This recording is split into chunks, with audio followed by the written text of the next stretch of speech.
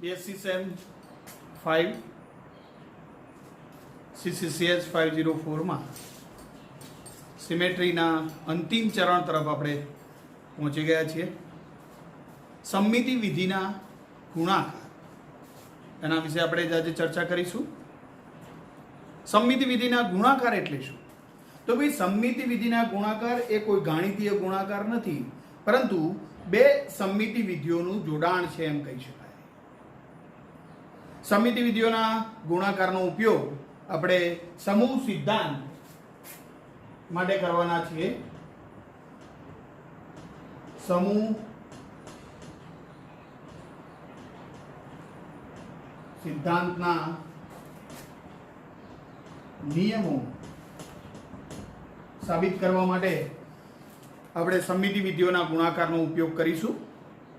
અહીંયા આગળ મેં પહેલા કહ્યું તેમ સમમિતિ વિધિઓના ગુણાકાર એ કોઈ ગાણિતીય ગુણાકાર નથી, પરંતુ બે સમમિતિ વિધિઓનું જોડાણ છે એમ કહી શકાય. દાખલા તરીકે સમમિતિ વિધિ A અને સમમિતિ વિધિ B, આ બંને સમમિતિ વિધિઓનો ગુણાકાર કરતા, એ બંને સમમિતિ વિધિઓનું જોડાણ કરતા આપણને જે જવાબ મળે એ જવાબ એ અણુમાં રહેલા સમમિતિ તત્વો પૈકીનું જ કોઈ એક તત્વ હોય. અર્થાત અહીંયા આગળ સમમિતિ વિધિઓના ગુણાકારમાં આપણે સાદા ગુણાકારમાં 2 ગુણ્યા 3 3 ગુણ્યા 2 કરીએ તો બંને જવાબ એક જ મળે. પરંતુ સમમિતિ વિધિઓના ગુણાકારની અંદર આવું બને પણ ખરું અને ન પણ બને. જો બને તો શું કહી શકાય અને ન બને તો શું કહેવાય? અહીંયા આગળ સમમિતિ વિધિ A અને સમમિતિ વિધિ B નું જોડાણ કરો તમે, અને જો તમને A cross B B cross A મળે તો સમમિતિ વિધિ A અને સમમિતિ વિધિ B એકબીજાને કોમ્યુટ કરે છે એમ કહેવાય, અને એ ગુણાકારને કોમ્યુટેટિવ ગુણાકાર કહી શકાય. અહીં જો A cross B is not equal to B cross A મળે તો એ ગુણાકારને આપણે કોમ્યુટેટિવ મલ્ટિપ્લિકેશન કહી શકાય નહીં, એટલે કે કોમ્યુટેટિવ ગુણાકાર કહી શકાય નહીં. પરંતુ જો અણુમાં રહેલા બધા જ સમમિતિ તત્વો માટે A cross B B cross A મળે તો તે બિંદુ સમૂહ આબેલિયન સમૂહનો સભ્ય કહી શકાય. આપણે આગળ એની ચર્ચા કરીશું ઉદાહરણ સાથે. પરીક્ષામાં એમ પૂછાય છે કે ભાઈ C2V બિંદુ સમૂહનું ગુણાકાર કોષ્ટક રચો અને સમૂહ સિદ્ધાંતના નિયમો સમજાવો. તો અહીંયા આગળ આપણે સમૂહ સિદ્ધાંતના નિયમોની સાથે સાથે આપણે સમમિતિ વિધિઓના ગુણાકારની પણ ચર્ચા કરીશું. સમૂહ સિદ્ધાંતના નિયમોમાં પહેલો નિયમ છે તદૈવનો નિયમ.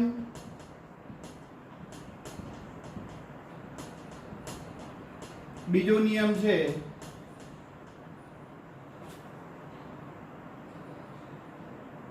ગુણકનો નિયમ.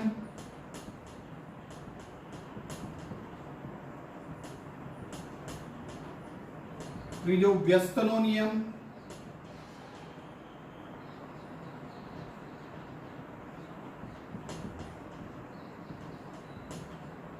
અને ચોથો છે સહગુણનનો નિયમ.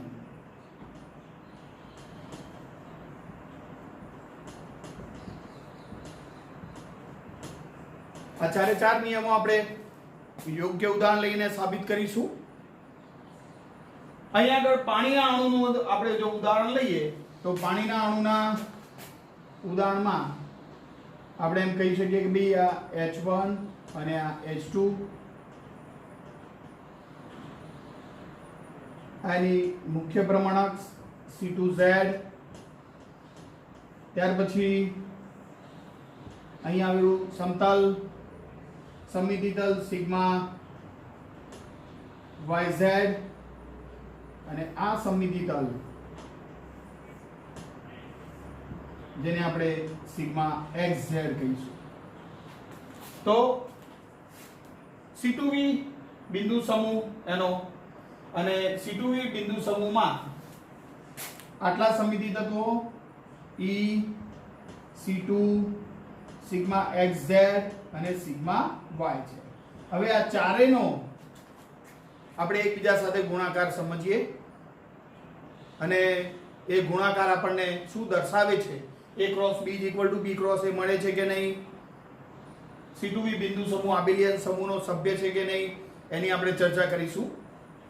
સૌથી પહેલા તો પાણીના અણુમાં E ક્રિયાવિધિ કરો એટલે કે ભાઈ E ક્રિયાવિધિ એટલે કાંઈ નહીં કરવાનું, અહીંયા H1 અને H2 એમના એમ જ રહે, એની સાથે આપણે આમ તીર બતાવીએ છીએ, તીર પણ એમના એમ રહે. અર્થાત આ ઓક્સિજન અને આ બે હાઇડ્રોજન હોય તો E ક્રિયાવિધિ એટલે આઈડેન્ટિટી, જેમાં કંઈ જ નહીં કરવાનું આપણે, અને H1 અને H2 એમના એમ. પાણીના અણુમાં C2 ક્રિયાવિધિ કરો તો શું થાય, તો ભાઈ C2 ક્રિયાવિધિ કરો તો અહીંયાથી H1 અને H2 બદલાય અને જે તીર ઊભા જે છે એની જગ્યાએ ઉલટા થઈ જાય. અર્થાત અહીંયા આગળ H2 આવી જાય, અહીંયા આગળ H1 અને તીર ઉલટા થઈ જાય, પાછળની સાઈડે જતા રહે. સિગ્મા xz અને સિગ્મા yz, સિગ્મા yz ક્રિયાવિધિ કરો તો શું થાય, yz ક્રિયાવિધિ કરો એટલે સમતલ મુખ્ય પ્રમાણક સમાઈ ગયેલી છે. H1 અને H2 અને ઓક્સિજન ત્રણેય પરમાણુ પણ એની અંદર સમાઈ ગયેલા છે. અર્થાત સિગ્મા yz ક્રિયાવિધિ કરો એટલે પરમાણુ ક્યાંય નહીં બદલાય, H1 અને H2 એમના એમ જ રહેશે, પરંતુ તીર ઉલટા થઈ જશે. અહીંયા આગળ આ જ સમિતિ તલ લીધું હોય તો આ ઓક્સિજન હાઇડ્રોજન હાઇડ્રોજન અહીંયા આગળ આ જે તીર બતાવેલા છે એ પરાવર્તન થાય ત્યારે તીર માત્ર ઉલટા થાય, એટલે કે ભાઈ પરમાણુ નહીં બદલાય, તીર બદલાશે. જ્યારે સિગ્મા xz ક્રિયાવિધિ કરો ત્યારે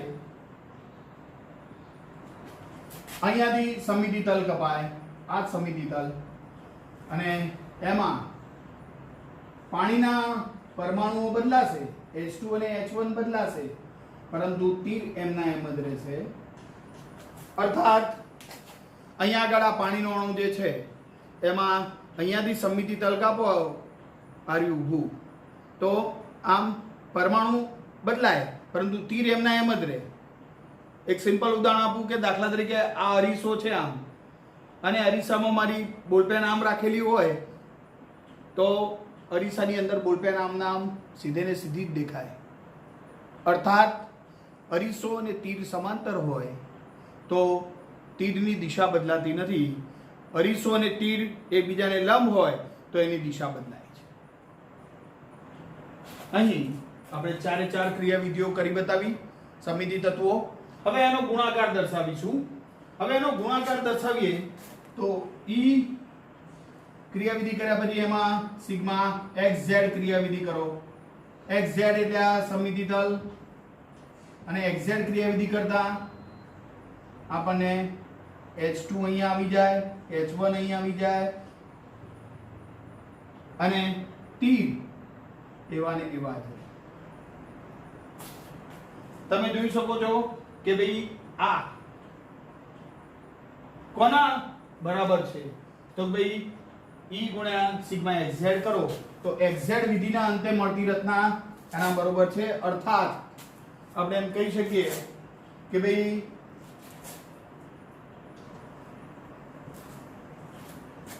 C2V બિંદુ સમૂહનું ગુણાકાર કોષ્ટક રચીએ તો ભાઈ C2V બિંદુ સમૂહ E C2 sigma xz sigma yz,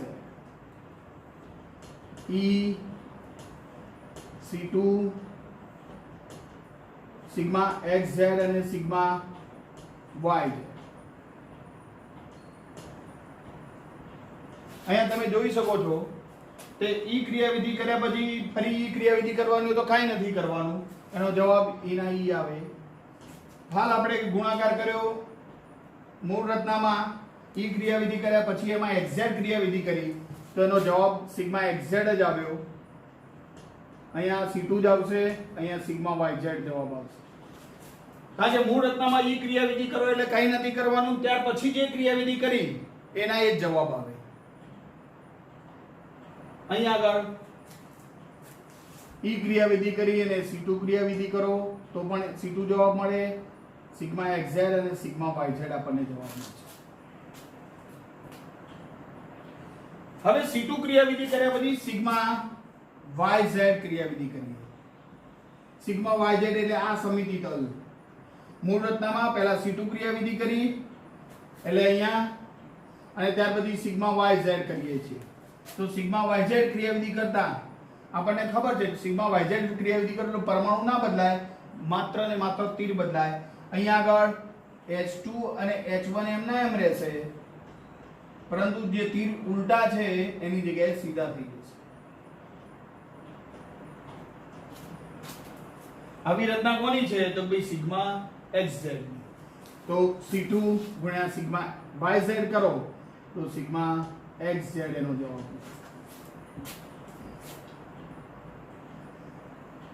હવે સિગ્મા yz ક્રિયાવિધિ કર્યા પછી એના ઉપર C2 ક્રિયાવિધિ કરો.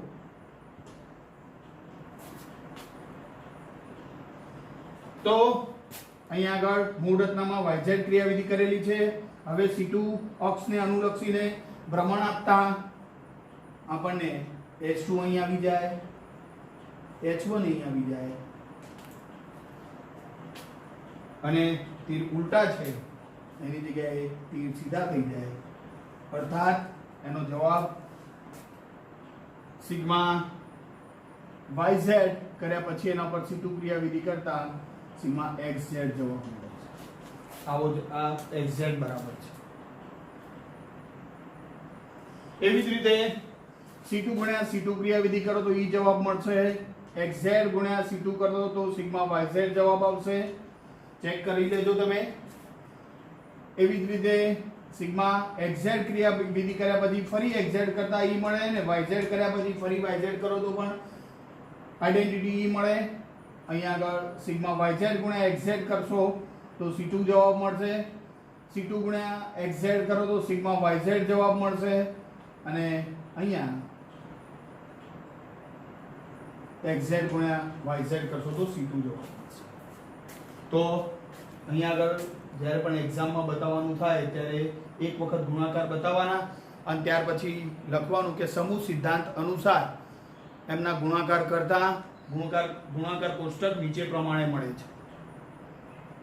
મિત્રો અહીંયા આગળ જે 4 નિયમો જે છે એમાં સૌથી પહેલા આપણે ગુણકનો નિયમ કહીએ તો ભાઈ ગુણકનો નિયમ શું કહેવા માંગે છે? તો ભાઈ સમૂહ ત્યારે જ રચાય કે જ્યારે અણુમાં રહેલા સમિતિ તત્વો પૈકી કોઈ પણ બે સમિતિ તત્વોનો ગુણાકાર કરતા મળતો જવાબ અણુમાં રહેલા સમિતિ તત્વો પૈકીનું જ કોઈ એક તત્વ હોય. અર્થાત આ 4 પૈકી કોઈ પણ બેનો ગુણાકાર કરો તો એનો જવાબ આ 4 માંથી ગમે તે એક અનુસાર જ મળે અને જે આપણે જોઈ લીધું છે. વન્સ અગેન ફરીવાર કહી દઉં ગુણકનો નિયમ. અણુમાં રહેલા સમિતિ તત્વો પૈકી કોઈ પણ બે સમિતિ તત્વોનો ગુણાકાર કરતા મળતો જવાબ અણુમાં રહેલા સમિતિ તત્વો પૈકીનું જ કોઈ એક તત્વ હોય. અહીંયા આગળ E ગુણ્યા C2 કરો તો C3 જવાબ ન મળે. સિગ્મા xz ગુણ્યા yz કરો તો સિગ્મા h જવાબ ન મળે. અહીંયા અણુમાં રહેલા સમિતિ તત્વો પૈકીનો જ કોઈ એક જવાબ. નિયમ નંબર 2 તદૈવનો નિયમ. ભાઈ દરેક અણુને આઈડેન્ટિટી તો હોય જ. અણુમાં રહેલા સમિતિ તત્વ પૈકી એક સમિતિ તત્વ એવું મળે કે જે સમિતિ તત્વ સાથે અન્ય સમિતિ તત્વનો ગુણાકાર કરતા જેની સાથે ગુણ્યું હોય તેનો તે જ જવાબ મળે. કેમ ભાઈ એવું થાય? તો ભાઈ મૂળ રચનામાં ઈ ક્રિયાવિધિ કરો એટલે મૂળ રચના જ ફરી દોરવાની છે અને ત્યાર પછી એમાં C2 ક્રિયાવિધિ કરો તો એનો જવાબ C2 જ મળે, xz કરો તો xz મળે, yz કરો તો yz મળે. અને આવા સમિતિ તત્વને આઈડેન્ટિટી E તરીકે ઓળખવામાં આવે છે અને આ નિયમને તદૈવનો નિયમ કહેવામાં આવે છે. વન્સ અગેન ફરીવાર કહી દઉં. અણુમાં મળતા સમિતિ તત્વો પૈકી એક સમિતિ તત્વ એવું મળે કે જે સમમિતિ તત્વ સાથે અન્ય સમમિતિ તત્વોનો ગુણાકાર કરતા જેની સાથે ગુણ્યો હોય તેનો તે જ જવાબ મળે અને તેવા સમમિતિ તત્વને આઈડેન્ટિટી ઈ તરીકે ઓળખવામાં આવે છે અને આ નિયમને તદૈવના નિયમ તરીકે ઓળખવામાં આવે છે. નિયમ નંબર 3, જેના માટે આપણે એમ કહી શકીએ કે ભાઈ A1 into A inverse is equal to A1 into A inverse is equal to E. આ નિયમ એમ કહે છે કે ભાઈ દરેક સમમિતિ તત્વનો વ્યસ્ત સભ્ય હોય જ અને વ્યસ્ત સભ્ય સાથેનો ગુણાકાર હંમેશા આઈડેન્ટિટી E પ્રાપ્ત થાય, જેને આપણે વ્યસ્તના નિયમ તરીકે ઓળખીશું. વન્સ અગેન ફરીવાર કહી દઉં, અણુમાં દાખલા તરીકે ભાઈ આ C2 ક્રિયાવિધિ છે. હવે ધન ભ્રમણ આપો એટલે C21 કહેવાય અને ઋણ ભ્રમણ આપો તો C2-1 કહેવાય. તો C21 ગુણ્યા C2-1 કરો તો જવાબ આઈડેન્ટિટી E જ મળે, મૂળ રચના જ પ્રાપ્ત થાય. એવી રીતે એક વખત સિગ્મા વિધિ કરો અને ત્યાર પછી બીજી વખત સિગ્મા વિધિ કરો તો પણ એની મૂળ રચના જ પ્રાપ્ત થાય. એવી રીતે આઈડેન્ટિટીમાં પણ સમમિતિ કેન્દ્રમાં પણ એક વખત સમમિતિ ક્રિયાવિધિ કરી, ઉત્ક્રમણ ક્રિયાવિધિ કરીને ફરી એના એક ક્રિયાવિધિ કરો તો તમને આઈડેન્ટિટી E જ મળે. અર્થાત અહીંયા આગળ વ્યસ્તનો નિયમ ફરી એક વખત કહી દઉં, અણુમાં રહેલા સમમિતિ તત્વો પૈકી દરેક સમમિતિ તત્વનું વ્યસ્ત સભ્ય હોય જ અને વ્યસ્ત સભ્ય સાથેનો ગુણાકાર હંમેશા આઈડેન્ટિટી E મળે. આપણે એક આ સિમ્બોલિક A લીધેલું છે. A એટલે કોઈ પણ એક સમમિતિ ક્રિયાવિધિ. અને હવે સહગુણનનો નિયમ. સહગુણનનો નિયમ એમ કહે છે કે ભાઈ A cross into bracket B cos 3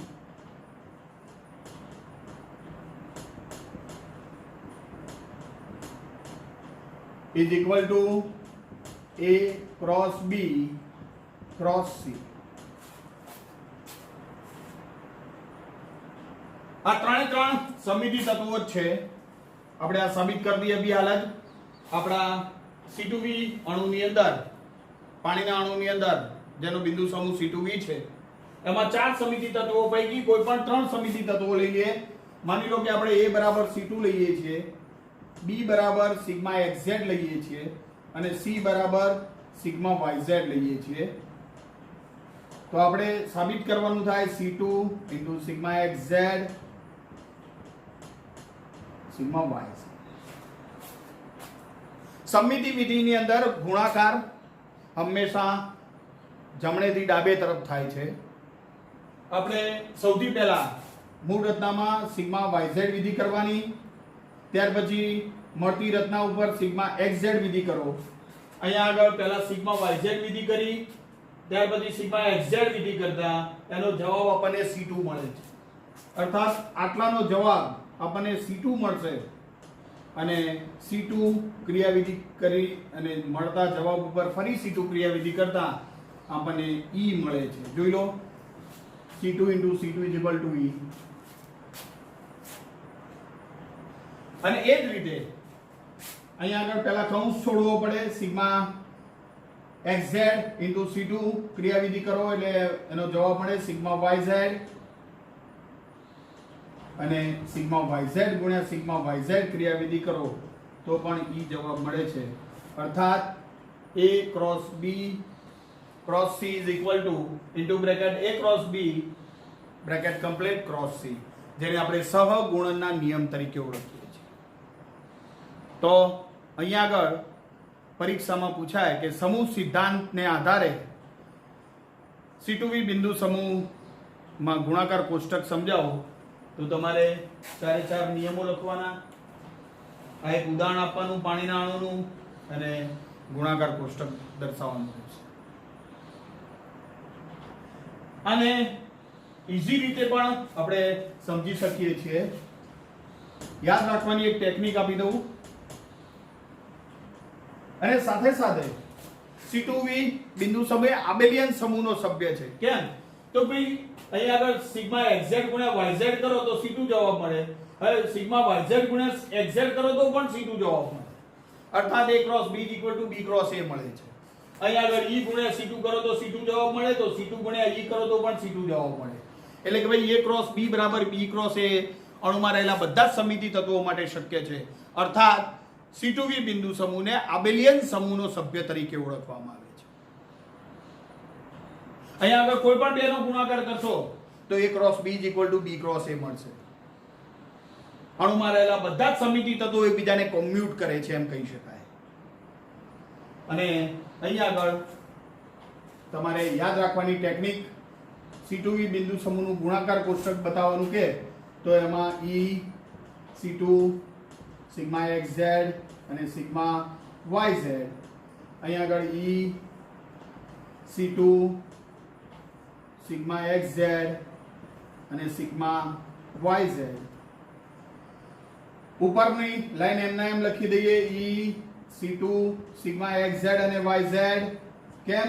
કારણ કે તદૈવના નિયમ અનુસાર E ક્રિયાવિધિ સાથે ગમે એનો ગુણાકાર કરતા જેની સાથે ગુણ્યું હોય તેનું તે જવાબ મળે. અર્થાત C2 સિગ્મા xz અને સિગ્મા yz. જેમ અહીંયા E થી ચાલુ કર્યું તેમ અહીંયા આગળ E થી ચાલુ કરો. કેમ? કારણ કે સિગ્મા yz ગુણ્યા yz કરો તો E મળે, xz ગુણ્યા xz કરો તો E મળે, C2 ગુણ્યા C2 કરો તો E મળે, અને E ગુણ્યા E કરો તો પણ E. અહીંયા E C2 સિગ્મા xz અને સિગ્મા yz. અહીંયાથી આમ તો અહીંયાથી આમ ઉલટું, અહીંયાથી આમ ઉલટા જઈએ. E C2 સિગ્મા xz અને સિગ્મા yz. આમ ક્રોસમાં E છે તો આમ ક્રોસમાં સિગ્મા yz yz.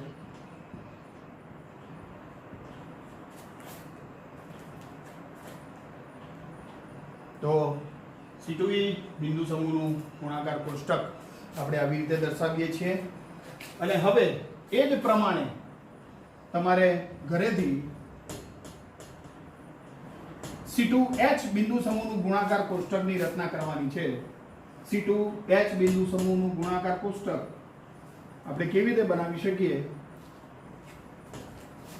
તો એના માટેનું ઉદાહરણ છે H2O2 ટ્રાન્સ અને H2O2 ટ્રાન્સ અણુ લઈએ તો આ ઓક્સિજન 1, ઓક્સિજન 2,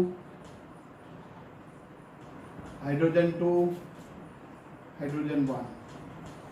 H2O2 ટ્રાન્સ અણુ માટે અહીંયા આગળ આપણે આમ તીર બતાવીએ.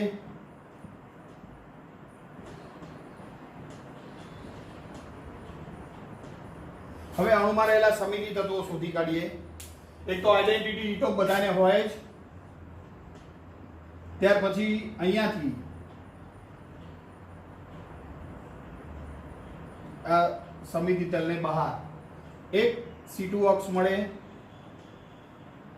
ત્યાર પછી આ મુખ્ય ભ્રમણઅક્ષ RI હોય C2 તો એને લંબ સમતલ એટલે આ સમતલ સિગ્મા H મળે અને આઇડેન સમિતિ કેન્દ્ર I પણ મળે છે. આ ચાર જ સમિતિ તત્વો એની અંદર હાજર છે. હવે તમે જોઈ શકો છો કે E ક્રિયાવિધિ કરો તો એની અંદર કંઈ નહીં કરવાનું. H1 અને H2 એમના એમ રહેશે, તીર પણ એમના એમ રહેશે.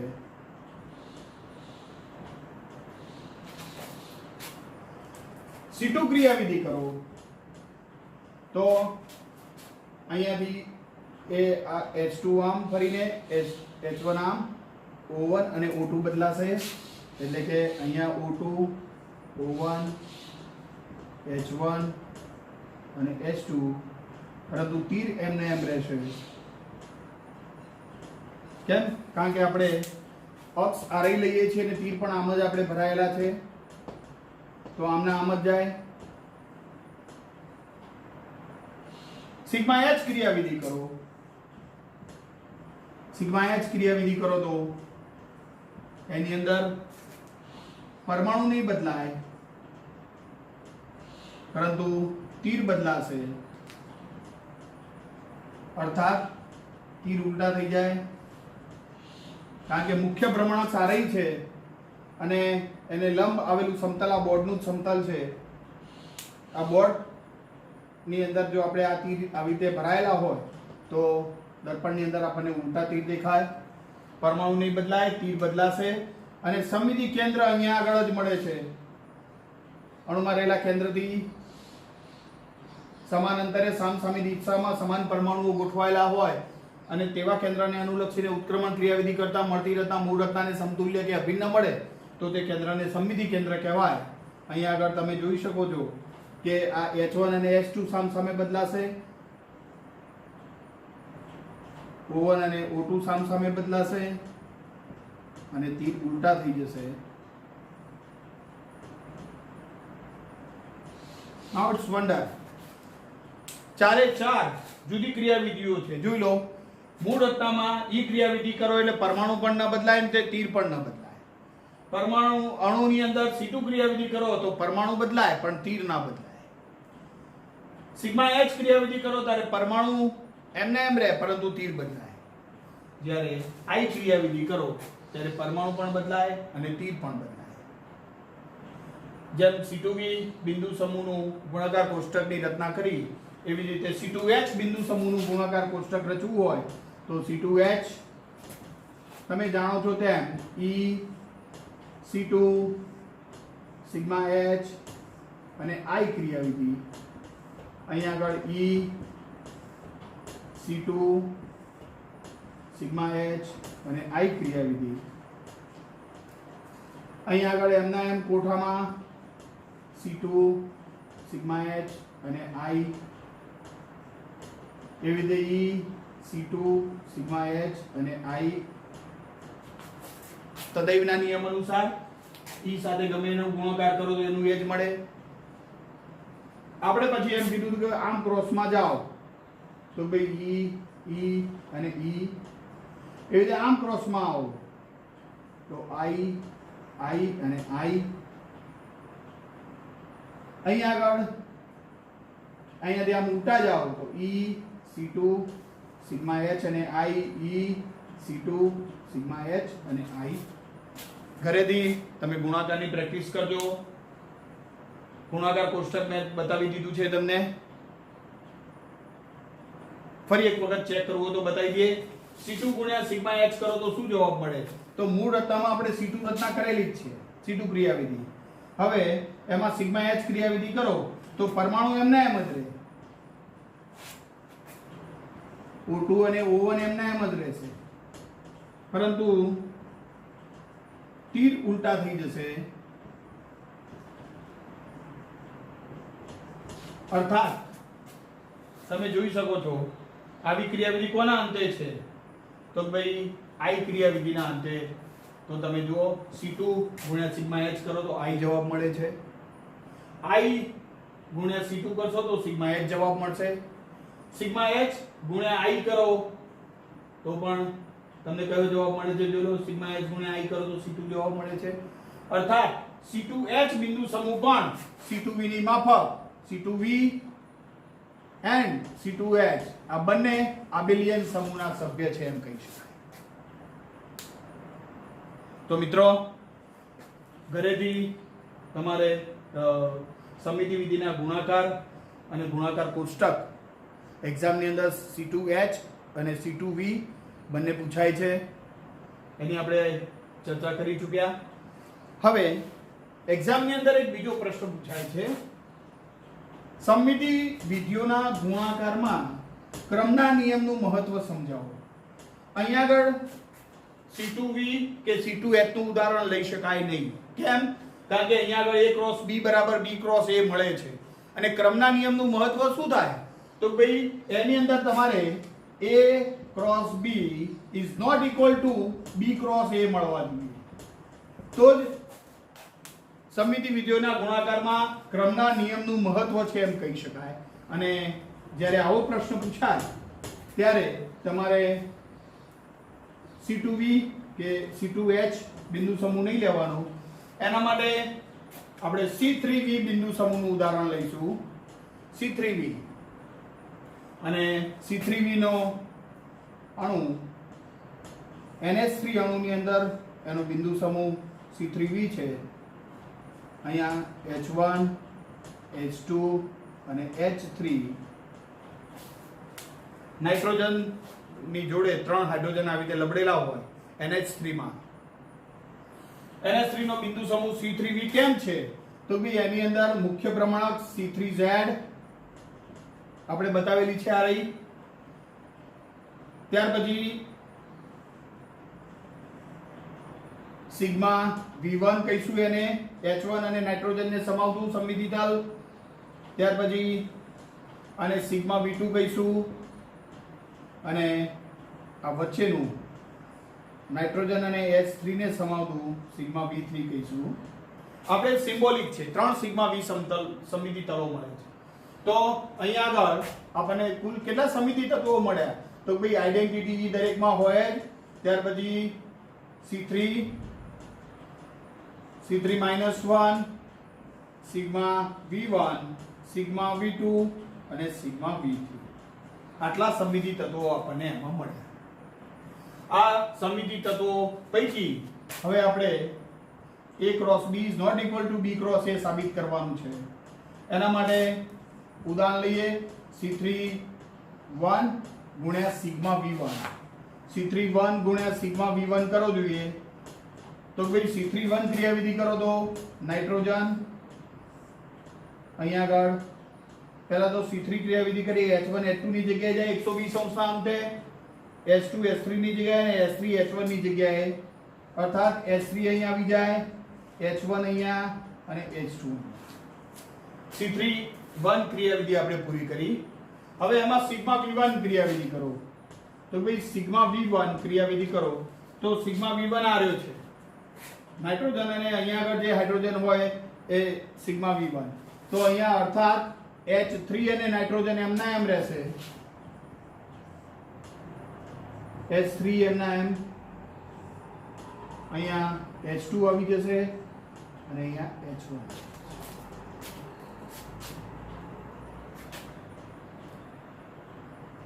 કઈ ક્રિયાવિધિને અંતે આપણને આ જવાબ મળે તો ભાઈ સિગ્મા V2 કરો મૂળ રચનામાં તો 1 અને 3 સામસામે બદલાય, અર્થાત આનો જવાબ થાય સિગ્મા V2.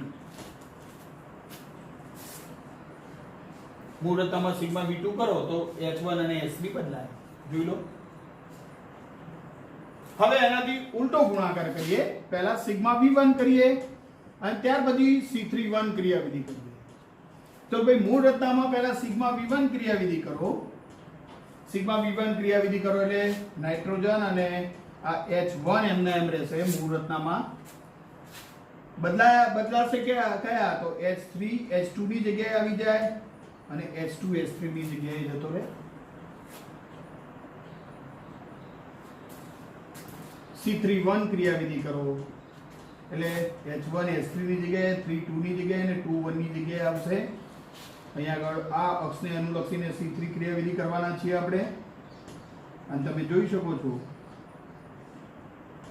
કે H2 અહીંયા આવી ગયા, H1 અહીંયા આવી ગયા અને H3 અહીંયા આવી ગયા. તો આવું ક્યારે શક્ય બને તો આ સિગ્મા V3 ક્રિયાવિધિ તત્વ લઈ અને જો ક્રિયાવિધિ પરાવર્તન ક્રિયાવિધિ કરવામાં આવે તો 1 અને 3 2 બદલાય, 3 એમના એમ રહે, અર્થાત આનો જવાબ મળે છે સિગ્મા V3. મૂળ રચનાની અંદર સિગ્મા V3 કરો તો આ જવાબ, અર્થાત A cross B is not equal to B cross A. અહીંયા ક્રમના નિયમનું મહત્વ છે ભાઈ. ક્રમ અગત્યનો છે. જો ક્રમ બદલી નાખશો તો એનો જવાબ પણ બદલાઈ જશે. અર્થાત પરીક્ષામાં જો પૂછાય કે ભાઈ સમમિતિ વિધિઓના ગુણાકારમાં ક્રમના નિયમનું મહત્વ સમજાવો તો તમારે NH3 નું ઉદાહરણ લઈ અને એની અંદર કોઈ પણ બે તમે સિગ્મા V1 ગુણ્યા V2 કરશો અથવા V2 ગુણ્યા V1 કરશો તો પણ જુદો જવાબ મળશે અને આવી રીતે C3-1 ગુણ્યા સિગ્મા V1 કરશો તો પણ એ જ જવાબ મળશે. અર્થાત તમારે ધ્યાન રાખવાનું કયું માત્ર ને માત્ર આઈડેન્ટિટી E સાથે કોઈનો ગુણાકાર કરવાનો નહીં, નહીતર ક્રમનો નિયમનું મહત્વ રહેશે નહીં. કેમ? કારણ કે તદેવના નિયમ અનુસાર E ગુણ્યા C3 કરો અને C3 ગુણ્યા E કરો તો જવાબ C3 જ મળે. એટલે E સિવાય આ C31 C3-1 sigma V1 V2 અને V3 પૈકી કોઈ પણ બેનો તમે ગુણાકાર કરશો તો તમારે A cross B is not equal to B cross A મળશે, જે દર્શાવે છે કે ભાઈ સમમિતિ વિધેયોના ગુણાકારમાં ક્રમના નિયમનું મહત્વ છે, ક્રમ અગત્યનો છે. તો મિત્રો અહીંયા આગળ C3V બિંદુ સમૂહનું ગુણાકાર કોષ્ટક રચવાનું કે તો પણ આપણે કોષ્ટક રચી શકીએ છીએ, અને C3V બિંદુ સમૂહનું ગુણાકાર કોષ્ટક રચવાનું કે તો તમારે આવી રીતે ઉદાહરણ લઈ અને વિધિઓ કરવાની, અને એ વિધિના અંતે તમારે C3V બિંદુ સમૂહનું ગુણાકાર કોષ્ટક આવું બનશે. ચેક કરજો. E C31 C3-1 sigma V1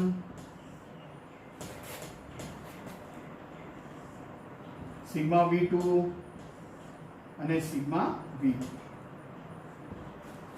એવી જ રીતે અહીંયા આગળ E C31 C3-1 sigma V1 sigma V2 અને સિગ્મા V3. તદેવના નિયમ અનુસાર E C31 C3-1 sigma V1 sigma V2 અને સિગ્મા V3. અહીંયા આગળ C31 C3-1 sigma V1 sigma V2 અને સિગ્મા V3. તદેવના નિયમ અનુસાર આટલે સુધી ઓકે. પણ હવે તમે જ્યારે ગુણાકાર કરો ત્યારે ખાસ ધ્યાન રાખવાનું, અહીંયા આગળ C31 ગુણ્યા C31 કરો તો પણ E જવાબ મળે, C3-1 ગુણ્યા C3-1 કરો તો પણ E જવાબ મળે. આ ચાર પૈકી આ 9 છે, આ 9 નું ધ્યાન રાખવાનું તમારે. આમાં કયો બાકી રહ્યો તો ભાઈ C3-1 બાકી રહ્યો. કેમ? કારણ કે C3-1 ગુણ્યા C31 કરો તો તમારે જવાબ E મળે.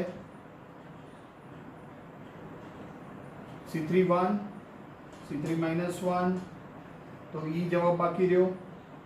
અહીંયા આગળ અહીંયાથી આમ C3-1 એટલે E.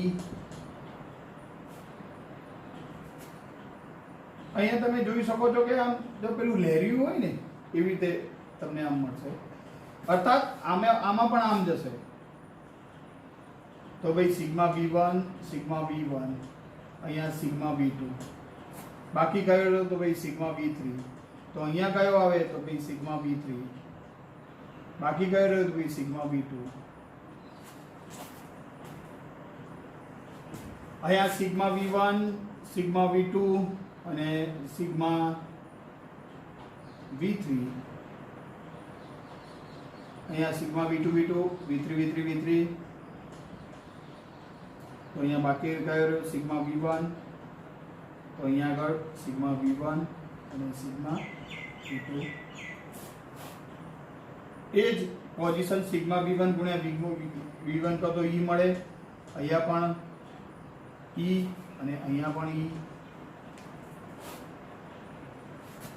સિગ્મા V3 ગુણ્યા સિગ્મા V2 કરો તો C3-1 C3-1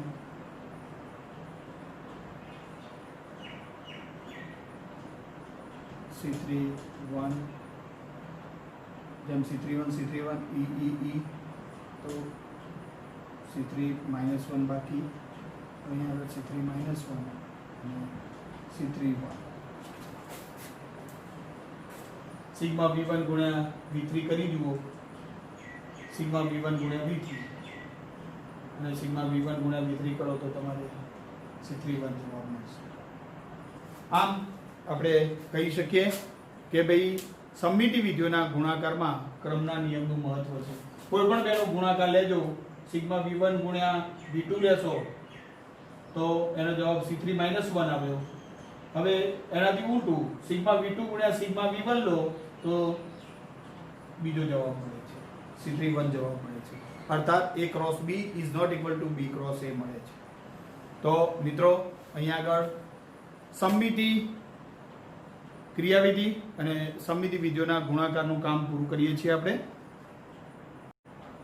નેક્સ્ટ લેક્ચરની અંદર યુનિવર્સિટીની અંદર કેવા કેવા પ્રશ્નો પૂછાય છે અને એના જવાબો કેવી રીતે આપી શકાય એના વિશેની આપણે ચર્ચા કરીશું. માઇક્રોસોફ્ટ ટીમમાં આપણે બધા જ બીએસસી સેમ 1, 3 અને 5 ત્રણે સ્ટાર્ટ થઈ ગયા છે. એ સિવાય પણ યુટ્યુબમાં પણ આપણે આ જ લેક્ચર ચડાવવાના છે, જેનો લાભ તમે જ્યારે ઈચ્છો ત્યારે લઈ શકો છો. ધન્યવાદ. જય ભારત, જય હિન્દ.